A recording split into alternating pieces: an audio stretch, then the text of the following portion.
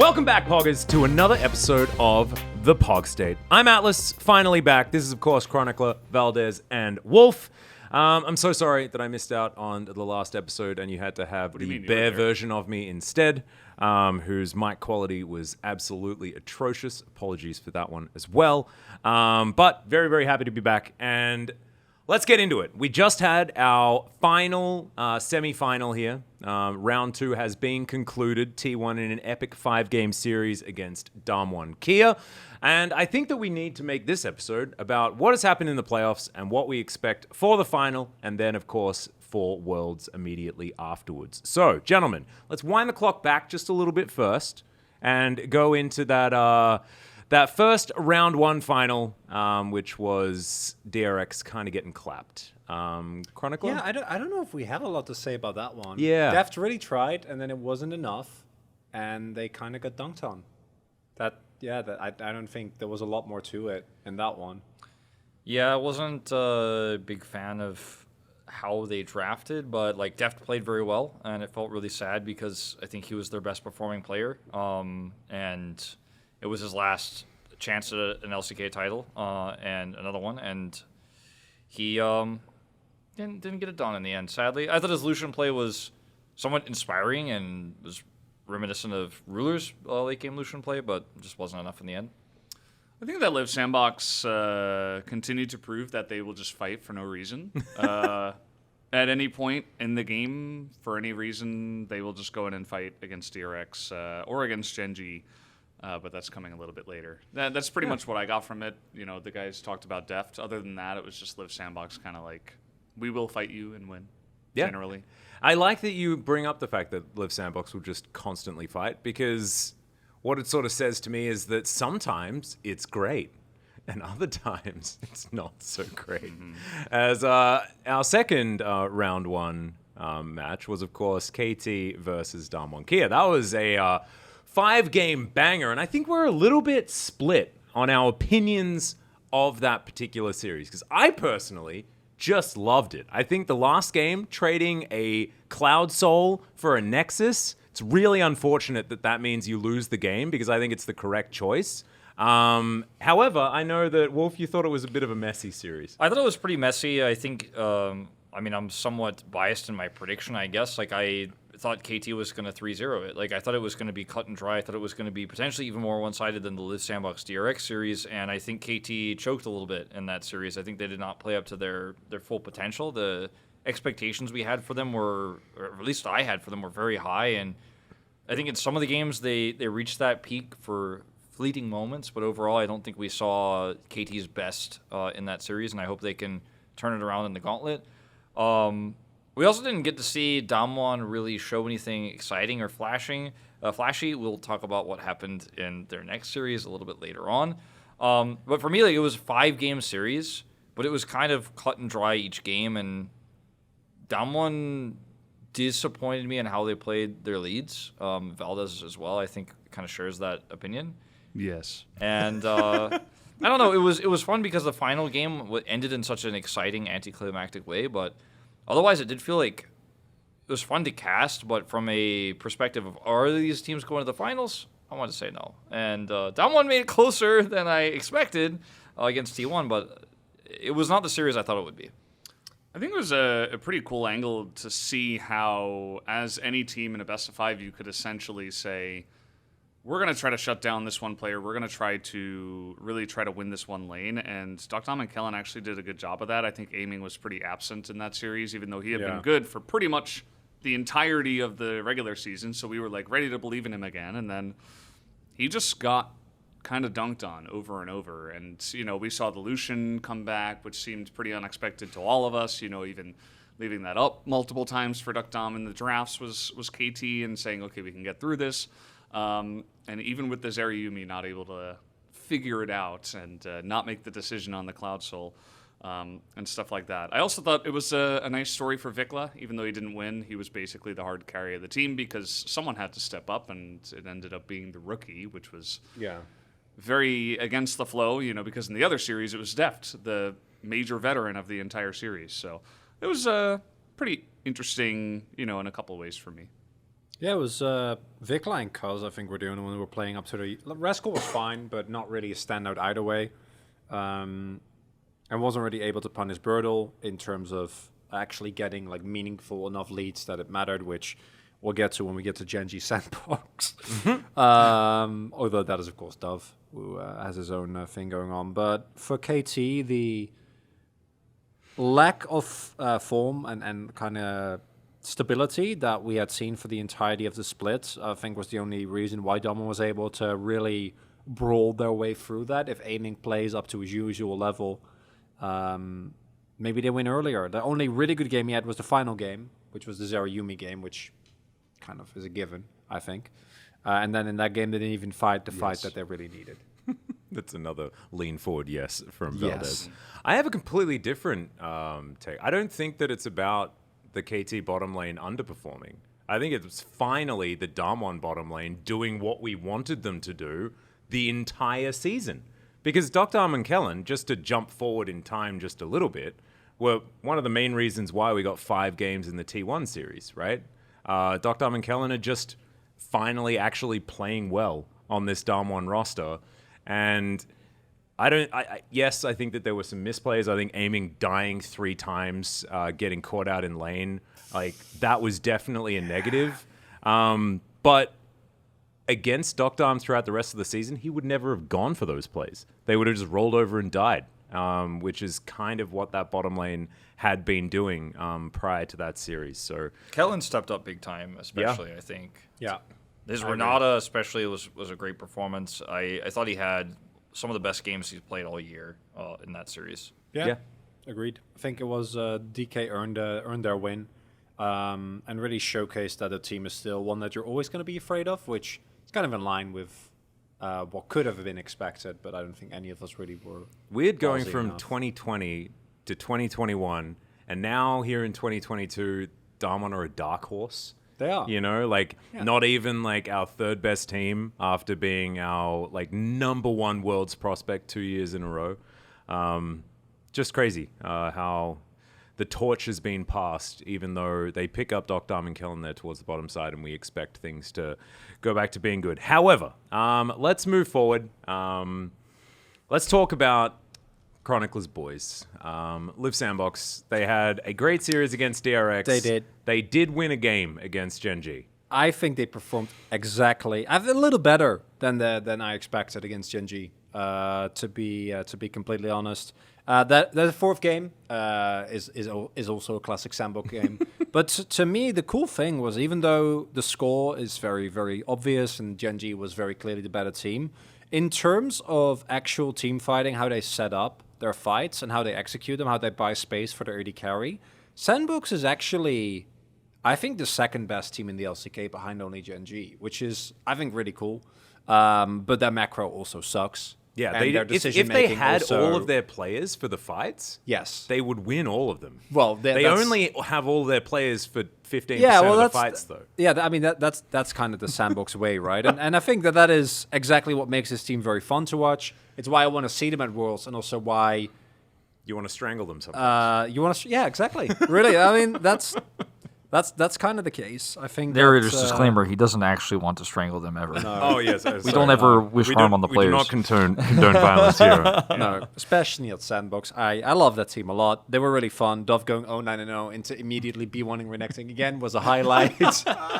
Especially because he then had a really good game. I don't think there's ever a world. We've said this a lot. Genji is just way better Sandbox with an actual top laner and a lot more macro sense. But I thought it was a really fun series. Was just very entertaining, kind of what it needed to be. I was pretty disappointed with the Sandbox in that series for how they fought around objectives and when they decided to fight, because they were often just doing Sandbox things and like fighting all the time, which is great, except when you draft a comp that isn't supposed to fight at those specific times.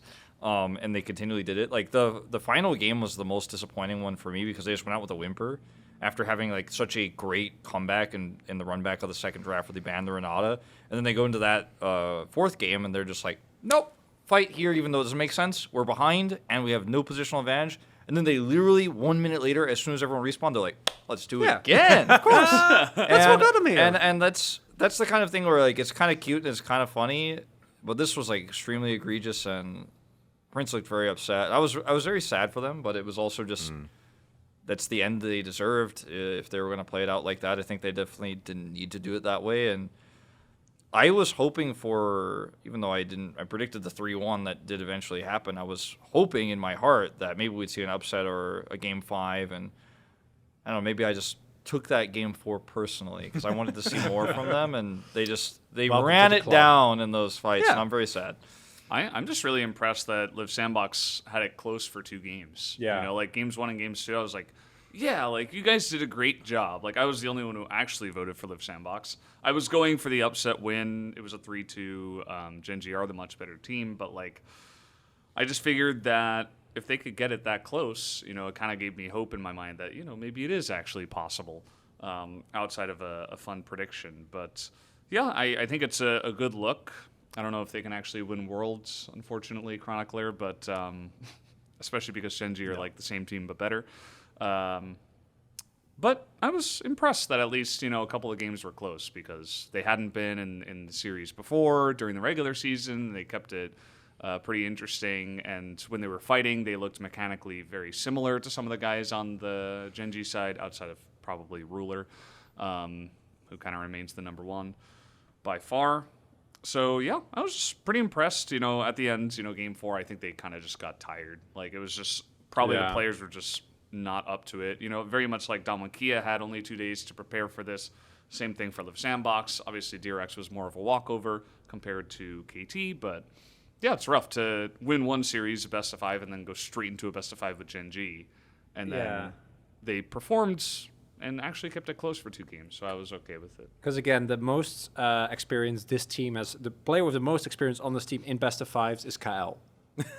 Yeah, like that really kind of fives. Yeah. Well, yeah, but like in actual best of 5s, as in 5 games in a row, is the only player. Yeah. So that kind of sums it up. I can add a little bit of positivity here for Liv Sandbox. Last year, we had 4 seeds that went to the World Championship. There was a little team here from the LCK. It was called Humble Life Esports. They were our 4th seed. They weren't very good. Liv Sandbox, if we're not talking about winning the LCK, I think that everyone is very proud that they made it to round 2 of the playoffs for the first time, right? Yeah. This is a Liv Sandbox whose expectations of the team was, can we make it to round 2 of playoffs? They weren't even aiming for the final, right? Because they know that they don't quite have that experience. They're keeping their goals humble, but this Liv Sandbox is at least 4 times better than Humble Life was last year in comparison, in my opinion. So getting this team to Worlds is definitely the priority. They're in the Worlds Gauntlet, and hopefully they can actually take one of the best of 5s that they need to win. That's the thing. We are going to get into that a little bit further down the line. So let's I guess talk about the series that just happened. Just now. A few hours ago. Yeah. T1 faced off against Damwon Kia. All of us but one predicted a 3-zip, and we almost got there, right? We had dinner ordered, you know, it was ready to go, and then T1 one dark binding that changed fate. Oh my god! Split the universe in 2. Yeah, that Q that Canyon hit. Then we had the duck dom whirling death from a million miles away. The kill, the Baron. Like suddenly we had a series on our hands. I thought Canyon had a phenomenal performance. Was he as good as owner in the series overall? Like, yes and no, I think at times, but it was a huge step up from what we saw from him in regular season, and you know he's a very versatile player. So if they do make it to Worlds, I think there's a lot that he can do. We don't know what the meta's going to look like just now, but we will eventually find out. I was overall very impressed with Damwon Kia. I predicted a 3-0 for T1, and we almost had that, but I was really glad that it wasn't that, and we got to see some really exciting drafts. We got to see Heimerdinger in that 5th and final game, Yasuo. It was a fun series overall, and I think T1 were really tested in certain different ways they aren't normally tested in playoff matches. So think it was good for T1 as well. Just an overall banger, happy day. I was ready for Domokia to go full EDG at Worlds, where they just like win in as many games as humanly possible. Like they would have just gone to finals and like gone down 0-2 and then reverse swept again to win. No, I was expecting it to just be a blue side diffy. That's why I went with 3-2. I'm like, T1 wins on blue side, Damwon wins on blue side. What we got instead was insanity with Nuguri getting subbed in, winning a game, then getting subbed out. 100% win rate in playoffs this year, by the way. Yeah. Amazing performance by Nuguri. We got a 5-way flex at the end from Damokia that didn't end up actually working. We got multiple Zeri-Yumi games, which, as much as we joke and a about it, Yumi, which is worse. yeah, which as much as we joke about it at this point, it's really sad to me to see that the post-game thread for this and like all the comments are just like, oh man, Zeri-Yumi sucks, which is true, but like that's. It is beatable. It's not quite as disgusting as people think. Yeah, this literally Tell was us your secret. No, it was Run up the literally- mid lane and you kill the Yeah. Nexus. Yeah. No one needs to tell you. Just watch Game 5, Damwon versus KT. Easy Yeah, peasy. the key takeaway for me is Damwon shows again they're a very good best of 5 team, and T1 didn't crumble under the pressure. Played an extremely clean game number 5, and think showed that they were overall still the better team. Yeah. I kind of just felt like it's, T1's a great team. I think that they played very well today overall. I think some of their drafts, it seems like right now, it's clear that a lot of the pro teams put some weight on some champions and some champion combos that are not Zeri-Yumi or like Yumi in general. I think Yumi is like maybe the most busted after Renata, in my opinion, and a lot of teams just like sometimes ignore it, doesn't even get drafted. Same with Zeri and stuff like this. And so I feel like there's like somewhat of a disconnect because we got to game 3 and then it was all of a sudden like, yeah, we're just going to totally change up our comp. We're going all in and it's kind of crazy. And I think that kind of game gave Damwon an opening to just say, okay, well, we can draft this other stuff and like tweak with our draft and kind of take it down, which was pretty interesting to see. Damwon Kia, I think also proved that, it doesn't really matter who you are. Like, it's the LCK. Everybody's really strong. T1's an incredible team, but Damwon Kia was still able to take them to 5 games, even after Damwon did not look great comparatively in this season compared to seasons past. So, yeah, it was really exciting. I'm glad it did go to 5 games. I'm still a bit confused about how like Zeri-Yumi goes through in game 5. I think it's a scrim meta thing. Because I think Zeri-Yumi is terrible in lane.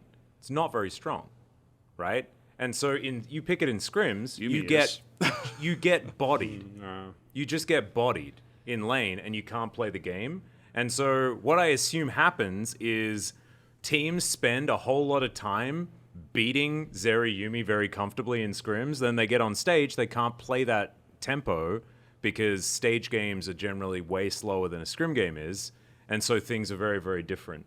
That's my inkling as to why teams often leave it up and why it gets through to like second round on blue side like it did in game 5. I think she's bad in early objective fights before she has 2 items. So a lot of teams are like, well, if we can't fight those and we fall 2 Drakes behind, like it doesn't matter if she scales up later. And then some other teams are figuring out how to slow the game down despite a 2 Drake draft set. Then she gets really strong in the late game anyways, like Aiming did on KT in that final game.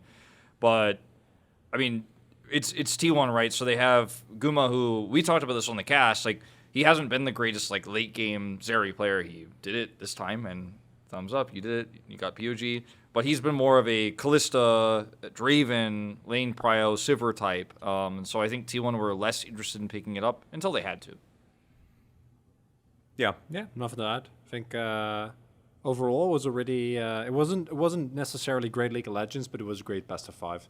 It was a lot of fun. Now, let's move on to what we think about the final. Final is going to be occurring in about a week's time from us, but probably just in a few days for you guys at home. So, I think it's not going to be close. Based on what we saw between Genji and T1, I think if T1 had have taken that third game and it was decisive, maybe I'd be like, ooh, 3-1. But instead, I'm like 3-0. I don't think it's going to be close, personally. I'd say 3-1. I think they get one draft that works out. We have seen that teams are willing to take risks in draft. Like every besides some of our salty runbacks, I think we have really seen that as the series kind of progress, teams are adapting.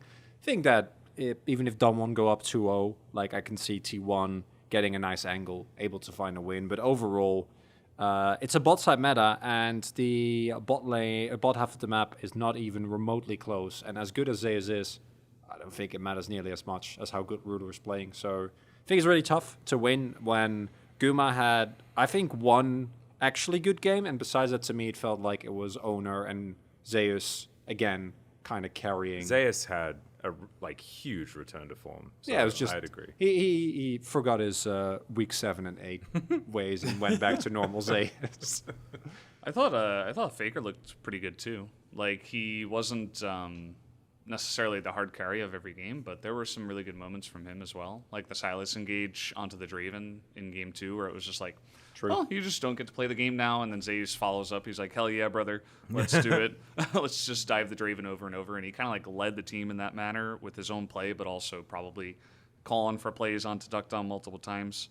I feel like I can't vote for 3-0 just because the entirety of this playoffs has been so close and back and forth. And I feel like since we're going to be on the same patch and risks are being taken in draft, as you were talking about, like all these teams have angles. Doesn't matter if you're DRX against Live Sandbox, who might be number 2. It doesn't matter if you're Dom 1 against an incredible T1. It doesn't matter if you're Live Sandbox against maybe the best team right now in Gen G.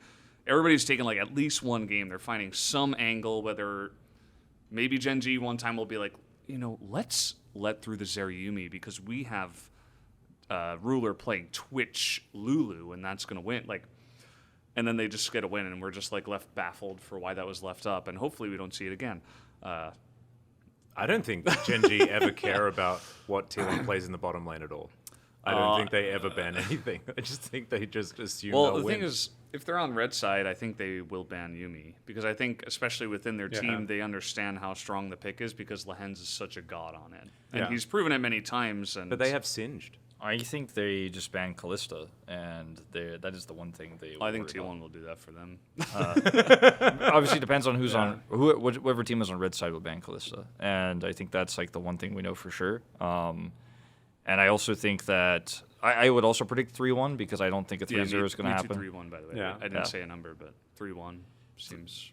3-1 seems like the proper call because I don't think Gen G is so much better than T1 that they could win 3-0. I see a world also where if T1 gets some momentum, they're the fan favorites. Most of the fans in Kanglan will be cheering against Gen G, even though they're the favorites. Not that like affects the gameplay necessarily, but I think it does affect your mentality, especially if, it's say like Gen G's up 2-0 and T1 win a game and then they have a better draft in game 4 and then the reverse sweep is happening. Like I could see Ruler, he dies in the Ruler spot, he chokes and he's like, oh my God, I'm not going to win the title. It's actually not going to happen. Like I could see like some world where T1 gets this huge momentum swing in the series because they have Faker at the helm and a lot of veterans on Gen G as well, but perhaps more emotional because of what it means for them, whereas T1's like business as usual. I'm here for my 11th.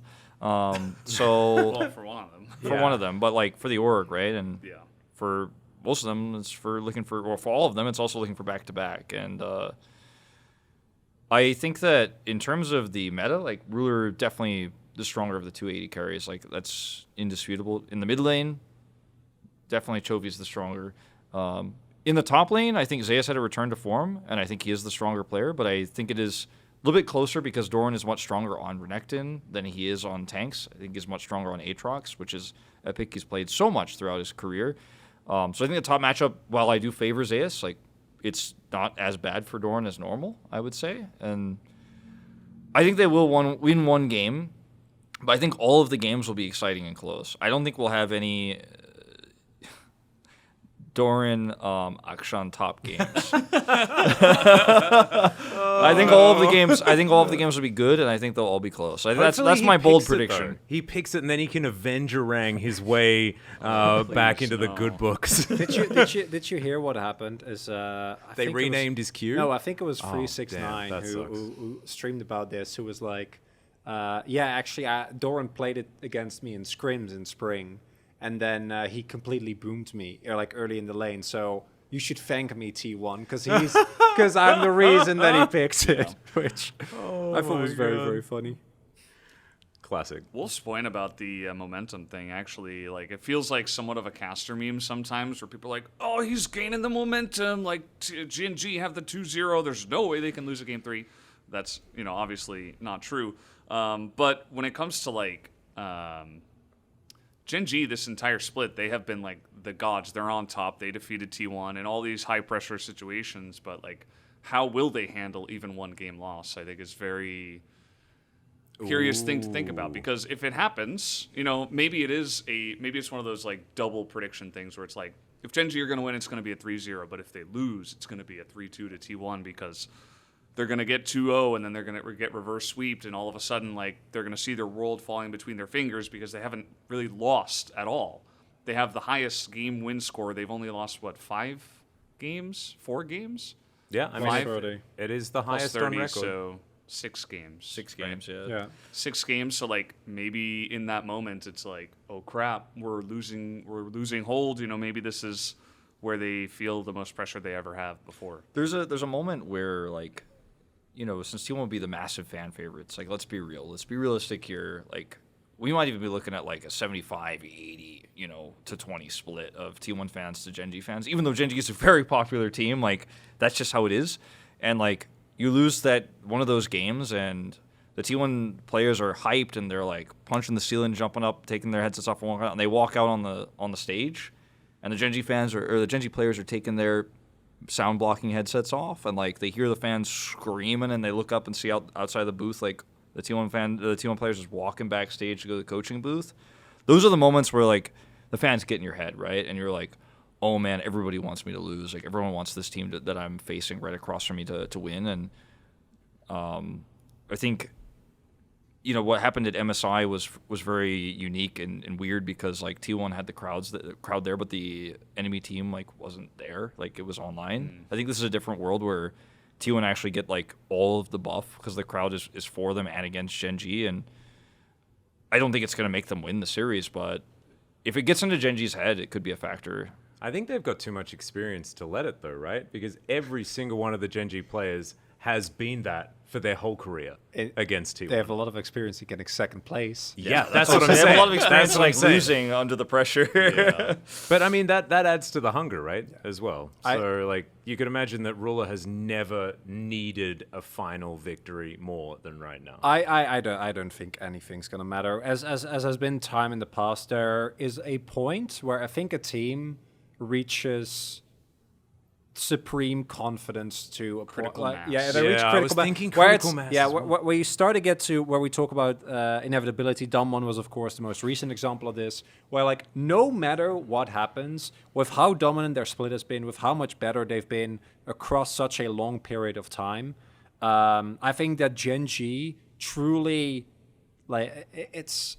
What's the best way to put this? I don't think Gen.G ever gets tilted, because I think they're like, we're going to win no matter what. It doesn't matter. Like, it's set in stone. Fate has been sealed. And Yeah, he's not even in the World's Gauntlet. yeah, well, even Real with the amount of like Choki and all the other memes, Chovy getting 5 second places, I think, from the top of my head. I mean, Chovy in the Live Sandbox series wasn't even very good.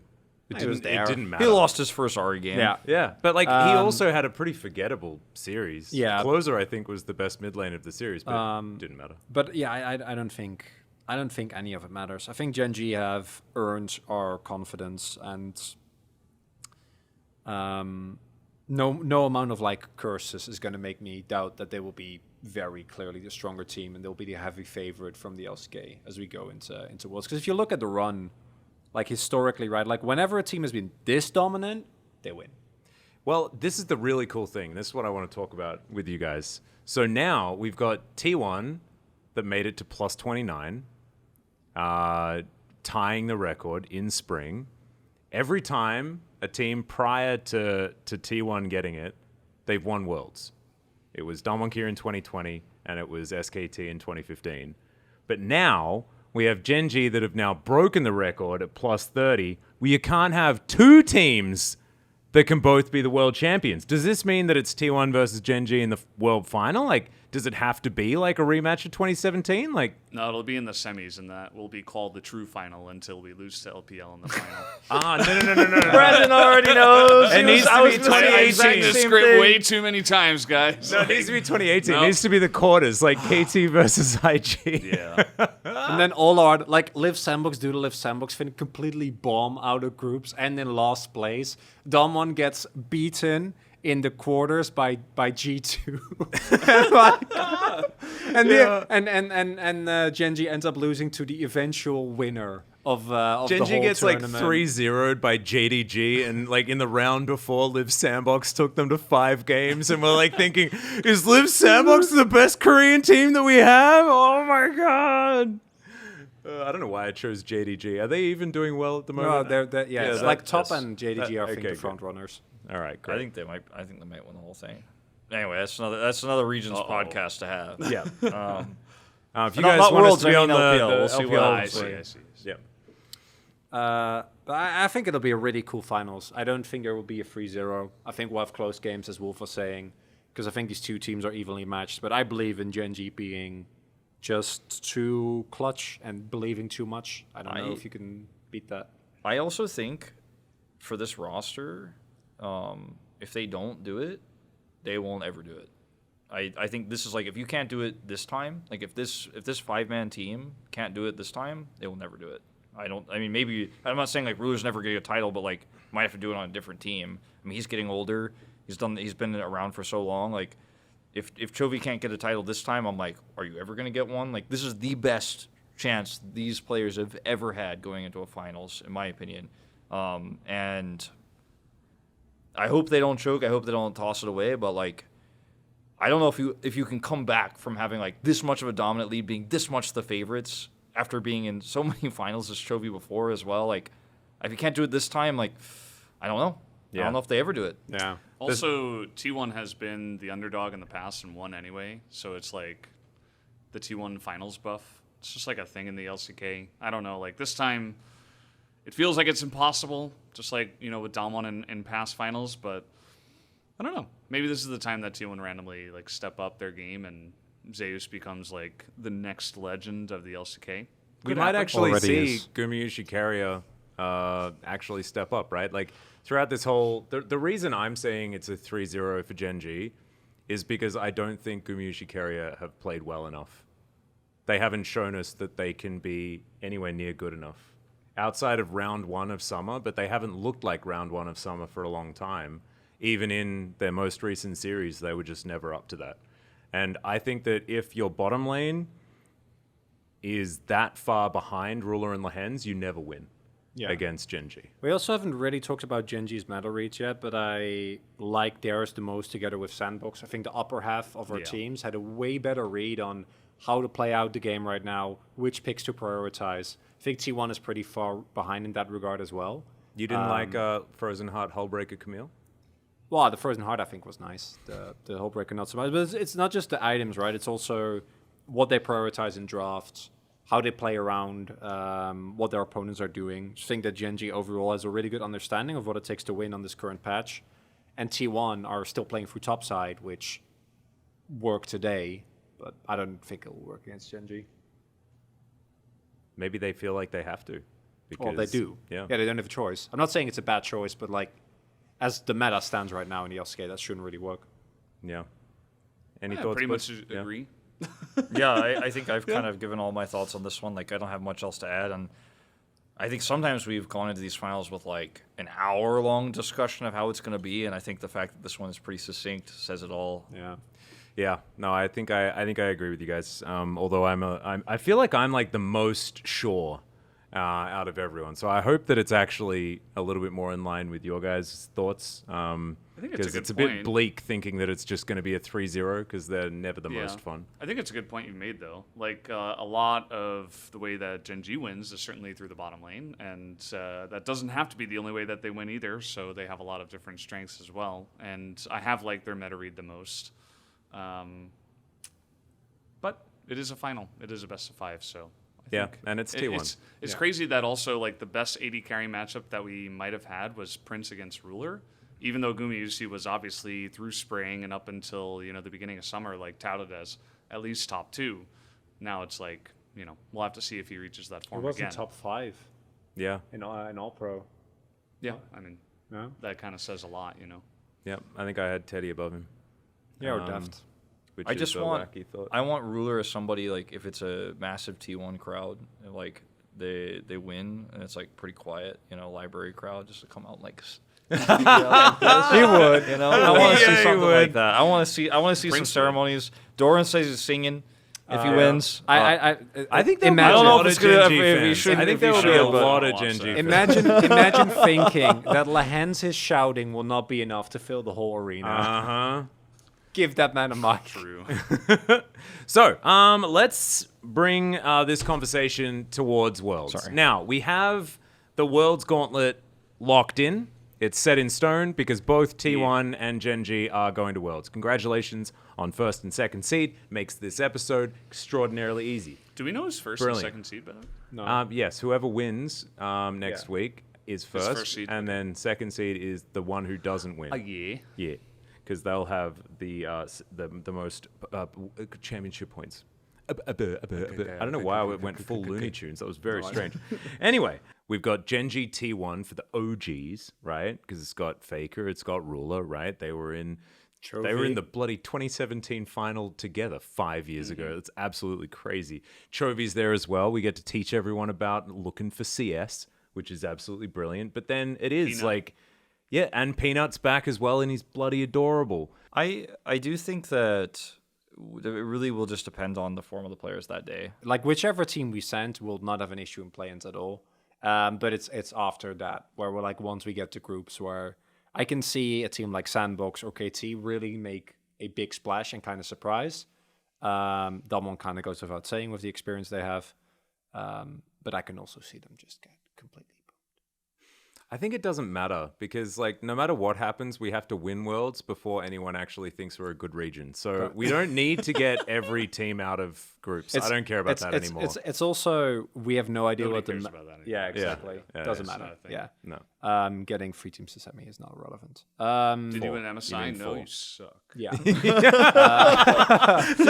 Lost game 5, loser. Lost game 5. That's what I'm Go saying. play Fortnite. More L's than W's on that column. I think it's fun to give our closing thoughts on specifically because we don't have no clue what the meta is going to be at Worlds, and we've seen this before where a team qualifies in one meta, and that is one thing where I think the LCK this year, no matter who we send, will be better than like the last X amount of years. All the teams that we send will be very different. Top side meta, T1 got us covered. Bot side meta, obviously you're in a good spot. Mid carry meta, there's a couple of angles there because we're actually sending teams that are diverse. Like if you go back to last year, I don't really think that existed. The team identity was as strong as it is this time around. Yeah, I think it's maybe just... Because Hanwha was... Yeah, Hanwha was... we don't really know. I mean, that was a bottom side team. Yeah. Damwon was a top side team. Gen G was an entire map kind of team, They were weird. which was We're next in definitely... Azir. Yeah, it was definitely a very, very strange scenario. And then T1 was just T1. Well, that's my point. It's like they had to play top side, but it didn't really work. No, and it was Canna, and he wasn't necessarily as versatile as what Zeus proved to be. So, yeah, you're right. I guess now it does feel... That's cool, at least. With our theoretical teams that are going to Worlds, we tick a few extra boxes. I think Damwon is an extremely versatile team. Like Yeah. they're the team I feel like can absorb any meta and at least be above average at it. Yeah. Let's just hope that Rumble Jungle doesn't If it's come if back. it's a top meta and Sandbox is play like that's a disaster. That's Yeah. think about that for a second. Dove has to play Renekton every game. I mean, Azir. Dove will just move to bot lane. That is what's going to happen. Prince is going to play top, and he's going to play like Quinn Callista top lane. You know, lane like swap. it'll be. We fine. did see that Quinn hover today, and I was getting a little bit I was getting excited. really scared. I was waiting for the Akshan hover instead. I was like, Quinn, why not just Akshan? You know, you can Aladdin this lane easy. Not to be the case. Not to be the case. But I think we have. I think we have definitely spoken for an extraordinary amount of time for this episode, gentlemen. Only a few more days, and then it is time for the LCK final. I hope that everyone at home, I hope you guys are also looking forward to that one that's in a few days. But for now, from us, thank you so much for watching. Make sure you subscribe, click the like and do the bell thing and do all that sort of cool stuff. You can throw tweets at us if you need us to have another bathroom episode. By another one, I mean the first one. You can throw us a tweet over at Pog State on Twitter. But that'll do it for us.